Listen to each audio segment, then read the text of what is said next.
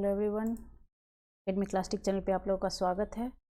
आज हम लोग आपके जो एग्ज़ाम्स आने वाले अपकमिंग बिहार के जो भी एग्ज़ाम्स हैं, रेलवे वगैरह हैं, एसएससी वगैरह हैं, उसके लिए जीके के कुछ क्वेश्चंस को देखते हैं। क्वेश्चन नंबर 1, तुगलकनामा की रचना किसने की? तुगलकनामा की रचना की थी, ये थे अमीर खुसरो ने। ओके, अमीर खुसरो, तुगलकनामा। इसमें तुगलक वंश से संबंधित जो है घटनाओं का वर्णन है।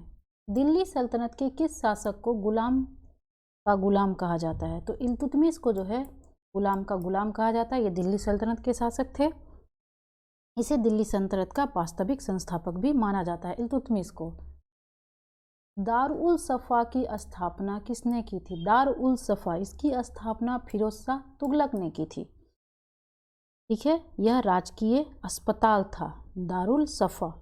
फारसी यात्री अब्दुल रज्जाक ने किसके शासनकाल में विजयनगर की यात्रा की? तो अब्दुल रज्जाक था, ये एक फारसी यात्री था और इसने जो है देवराय द्वितीय के दरबार में विजयनगर साम्राज्य की यात्रा की थी। ठीक है। शिवाजी ने किस वर्ष छत्रपति की उपाधि धारण की? तो शिवाजी ने 1674 में छत्रपति की उपाधि धारण की थी। इसने शिवाजी ने 1674 में अपना राज्याभिषेक रायगढ़ के किले में करवाया और राज्याभिषेक की प्रक्रिया काशी के पंडित गंगाधर द्वारा पूरी की गई थी। इस अवसर पर शिवाजी ने छत्रपति की उपाधि धारण की। इस पुर्तगाली गवर्नर ने कोचीन की जगह गोवा को पुर्तगालियों की राजधानी बनाया? तो नीना डी कुन्हा ने, पुर्तगाली गवर्नर थे ये, कोचीन की जगह जो है गोवा को उन्होंने अपनी राजधानी बनाया।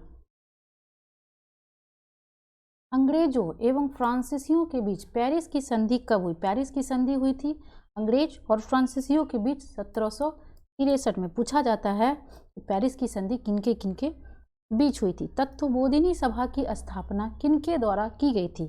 तो देवेंद्रनाथ टैगोर के द्वारा तत्वबोधिनी सभा की स्थापना की गई थी 1839 में। ओके, नेक्स्ट क्वेश्चन है, महात्मा गांधी और BR अम्बेडकर के मध्य पूना पैक्ट, पूना समझौता कब हुआ था? तो ये हुआ था सितंबर 1932 में। ओके, इस बौद्ध संगीति में बौद्ध धर्म दो भागों में विभाजित हो गया। तो चतुर्थ बौद्ध संगीति में जो था बौद्ध धर्म दो भाग में विभाजित हो गया था, हीनयान और महायान में। इस संगीति की अध्यक्षता जो थी वसुमित्र ने की थी और इसका आयोजन जो था कश्मीर के कुंडलवन में हुआ था। जैन धर्म के तीसरे तीर्थंकर का प्रतीक चिन्ह क्या था? तो इसके तीसरे, जैन धर्म के संस्थापक तो ऋषभदेव थे और उसमें कुल 24 तीर्थंकर हुए थे, जिसमें महावीर जो थे अंतिम तीर्थंकर थे और तीसरे तीर्थंकर जो थे वो संभवनाथ थे और उनका प्रतीक चिन्ह जो था वो घोड़ा था। कौन सा वेद कन्याओं की जन्म की निंदा करता है? तो ये अथर्ववेद जो है कन्याओं के जन्म की निंदा करता है।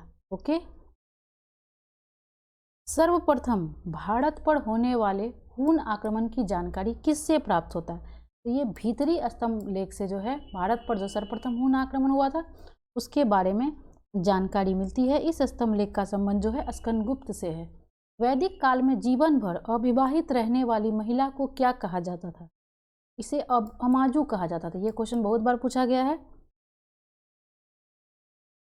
किस ग्रह का विशिष्ट गुण उसके चुंबकीय क्षेत्र का होना है? तो बुध का जो है विशिष्ट गुण है उसके चुंबकीय क्षेत्र का होना। बुध जो है सबसे छोटा ग्रह है जिसका कोई उपग्रह नहीं है।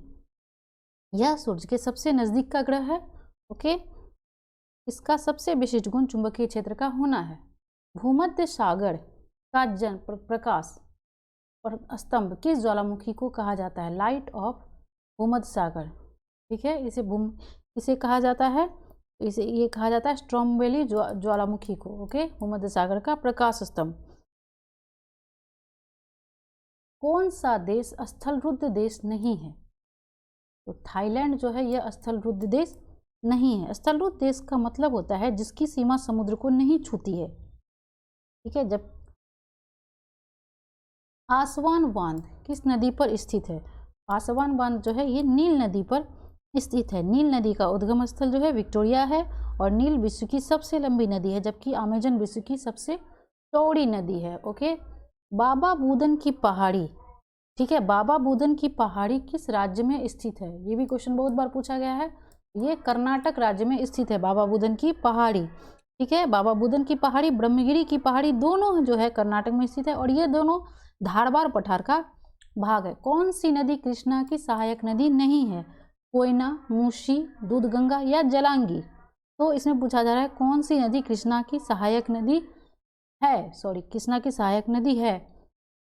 तो मूसी भी है, कोयना भी है और दूधगंगा भी है, केवल जलांगी नहीं है। तो 1, 2 और 3 इसका आंसर हो जाएगा।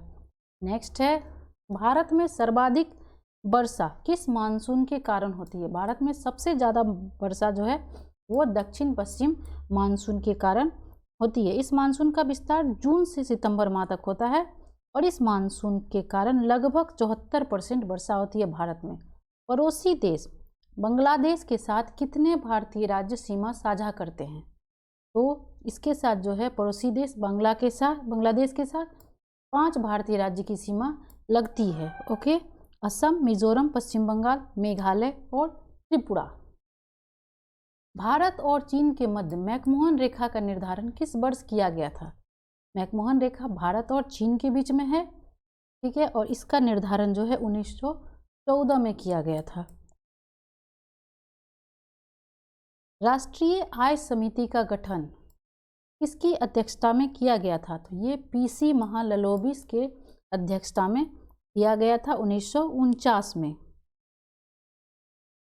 मानव विकास सूचकांक के अंतर्गत किस विषय को सम्मिलित नहीं किया जाता है? तो ये जनसंख्या को सम्मिलित नहीं किया जाता है। मानव विकास सूचकांक प्रति वर्ष यूएनडीपी संयुक्त राष्ट्र विकास कार्यक्रम द्वारा प्रकाशित किया जाता है। इस सूचकांक के अंतर्गत मुख्यतः 3 विषयों को शामिल किया जाता है: जीवन प्रत्याशा, शिक्षा और प्रति व्यक्ति आय, न कि जनसंख्या। सामुदायिक विकास कार्यक्रम की शुरुआत किस पंचवर्षीय योजना के दौरान की गई थी? तो प्रथम पंचवर्षीय योजना के दौरान सामुदायिक विकास कार्यक्रम की शुरुआत की गई थी और ये 1951 से 56 तक चला था और ये हेरोडोमर मॉडल पर आधारित था। प्रथम पंचवर्षीय योजना। आर्थिक दृष्टिकोण से विनिर्माण तथा बिजली निर्माण किस क्षेत्र के अंतर्गत आते हैं? तो ये द्वितीयक क्षेत्र के अंतर्गत आते हैं। ठीक है, जबकि कृषि प्राथमिक क्षेत्र और सेवा तृतीयक क्षेत्र के अंतर्गत आते हैं। मानव शरीर का सबसे बड़ा अंग कौन सा है? तो लीवर जो है ये मानव शरीर का सबसे बड़ा अंग है। यकृत, यह शरीर की सबसे बड़ी ग्रंथि भी है और इसका वजन जो है लगभग 1.5 किलोग्राम होता है, जबकि यह 15 से 22 सेंटीमीटर लंबा होता है। 1.5 ओम के प्रतिरोध वाले परिपथ पर 150 वोल्ट लगाया जाता है। तो प्रतिरोध द्वारा कुल शक्ति कितनी होगी? तो कुल शक्ति होगी 15,000 वाट। ठीक है, पानी की बूंदों का तैलीय पृष्ठ पर न चिपकने का कारण क्या है? तो इसका कारण है आसंजक बल। पानी की बूंदों तथा तैलीय पृष्ठों के अणुओं के आसंजक बल का मान जो है पानी के अणुओं के मध्य संसर्जक बल से कम होता है और असंजक बल के अभाव के कारण पानी की बूंदें जो हैं तैलीय पृष्ठ पर नहीं चिपकती हैं। तुल्यकारी उपग्रह के परिक्रमण की अवधि कितनी होती है? तो इसकी अवधि होती है 24 घंटा। तुल्यकारी उपग्रह पृथ्वी की सतह से 35,746 किलोमीटर की ऊंचाई पर पृथ्वी के घूर्णन की दिशा में ही परिक्रमण करता है और इसकी परिक्रमण अवधि 24 घंटे के बराबर होती है। पेंडुलम को चंद्रमा पर ले जाने पर उसके आवर्तकाल पर क्या प्रभाव पड़ता है? तो इसको जब चंद्रमा पर ले जाएंगे पेंडुलम को तो इसका आवर्तकाल बढ़ेगा, क्योंकि T बराबर 2π 1/g होता है। यह स्थिर है और g का मान घटता है, इसलिए आवर्तकाल बढ़ जाता है। एक्स किरणें, अगला क्वेश्चन है, एक्स किरणें किस प्रकार की तरंग हैं? तो एक्स किरणें जो है ये विद्युत चुंबकीय तरंग है। एक्स किरणें विद्युत चुंबकीय तरंग का उदाहरण है। विद्युत चुंबकीय तरंग बिना किसी माध्यम की सहायता से केवल विद्युत तथा चुंबकीय दोलनों के माध्यम से संचरण करती है। कौन एक निष्क्रिय गैस का उदाहरण है? नाइट्रोजन, हाइड्रोजन, आर्गन और ऑक्सीजन। इसमें पूछा जा रहा है इनर्ट गैस कौन है निष्क्रिय? तो ये आर्गन है। अक्रिय गैस वो होता है जो सामान्यतः रासायनिक अभिक्रिया में भाग नहीं लेते हैं, अर्थात वे अधिकांश तत्वों एवं पदार्थों से क्रिया नहीं करते हैं। आतिशबाजी में हरा रंग किसके कारण दिखाई पड़ता है? तो आतिशबाजी में जो हरा रंग दिखाई पड़ता है वो बेरियम के कारण दिखाई पड़ता है। ओके, बेरियम के कारण, बेरियम क्लोराइड लवण के कारण होता है। और दिखाई देने वाले अन्य रंग जो हैं, जैसे लाल रंग वो स्ट्रोंशियम के कारण, नीला रंग कॉपर के कारण, और सिल्वर रंग, सिल्वर जो कलर जो निकलता है वो एल्युमिनियम के कारण दिखाई पड़ता है। 13 दिसंबर 1946 को संविधान सभा में उद्देश्य प्रस्ताव किन्होंने प्रस्तुत किया था? तो उद्देश्य प्रस्ताव 13 दिसंबर 1946 को संविधान सभा में प्रस्तुत किया गया था, और ये प्रस्तुत किया गया था पंडित जवाहरलाल नेहरू के द्वारा। भारतीय संविधान में राज्यसभा के सदस्यों की निर्वाचन प्रक्रिया किस देश के संविधान से ग्रहित की गई है? तो दक्षिण अफ्रीका के संविधान से भारतीय संविधान में राज्यसभा के सदस्यों की निर्वाचन प्रक्रिया जो है ली गई है। प्रोटेम स्पीकर की नियुक्ति कौन करता है? तो प्रोटेम स्पीकर की नियुक्ति राष्ट्रपति करते हैं। प्रोटेम स्पीकर की नियुक्ति जो है लोकसभा के आम चुनावों के बाद जो होती है राष्ट्रपति द्वारा की जाती है। यह सामान्यतः लोकसभा का सबसे वरिष्ठ सदस्य होता है। प्रोटेम स्पीकर यह लोकसभा के नवनिर्वाचित सदस्यों को शपथ ग्रहण कराता है और लोकसभा अध्यक्ष के चुनाव में सदन की मदद करता है। Pro tem speaker. कौन सा कोशिकांग जंतु कोशिका में नहीं पाया जाता है? तो रसधानी जो है यह जंतु कोशिका में नहीं पाया जाता है, सिर्फ पादप कोशिकाओं में पाया जाता है। इसमें जल, खनिज, लवण, कार्बोहाइड्रेट उपस्थित होते हैं। कौन सा एंजाइम वसा को बसीय अम्ल तथा ग्लिसरॉल में परिवर्तित करता है? कौन सा? तो ये है लाइपेज एंजाइम जो है वसा को बसीय अम्ल तथा ग्लिसरॉल में परिवर्तित करता है। तो यहाँ लाइपेज नहीं है, इसलिए इसका आंसर होगा नॉन ऑफ दीज, उपयुक्त में से कोई नहीं। कॉकरोच में हृदय कोष्ठों की संख्या होती है। कॉकरोच में हृदय कोष्ठों की संख्या 13 होती है। भारत के नियंत्रक और महालेखा परीक्षक किस उप संविधान के किस भाग में है? तो ये संविधान के भाग 5 में है। अगला प्रश्न है, पंचायत चुनाव में निर्वाचित होने के लिए न्यूनतम आयु कितनी निर्धारित की गई है?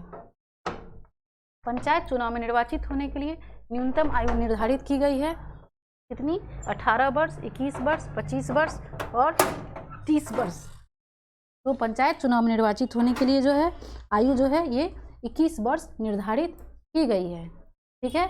प्रथम राजभाषा आयोग का गठन किस वर्ष किया गया था? तो ये किया गया था 1955 में। अगला प्रश्न है, किस सूची के अंतर्गत जो है समाचार पत्र आते हैं? तो ये आते हैं समवर्ती सूची के अंतर्गत। भारतीय वन प्रबंधन संस्थान का मुख्यालय कहाँ है? तो ये है भोपाल में। इंटरपोल का गठन किया गया। इंटरपोल का गठन 1923 में किया गया था। यदि किसी अर्थव्यवस्था में अच्छी और बुरी मुद्राएं एक साथ प्रचलन में है तो बुरी मुद्रा अच्छी मुद्रा को प्रचलन से बाहर कर देती है। तो ये कौन सा नियम है? ये है ग्रेशम का नियम। नेक्स्ट क्वेश्चन है, किसके कारण कांच का रंग लाल हो जाता है? तो कांच का रंग जो लाल हो जाता है मैग्नीज ऑक्साइड डाइऑक्साइड के कारण। ठीक है, इसे मिला देने से कांच का रंग लाल हो जाता है। स्वतंत्र भारत की प्रथम औद्योगिक नीति की घोषणा कब की गई? तो स्वतंत्र भारत की प्रथम औद्योगिक नीति की घोषणा 1948 में की गई थी। आज के लिए बस इतना ही। वीडियो अच्छा लगे तो लाइक एंड शेयर जरूर करें। Thank you.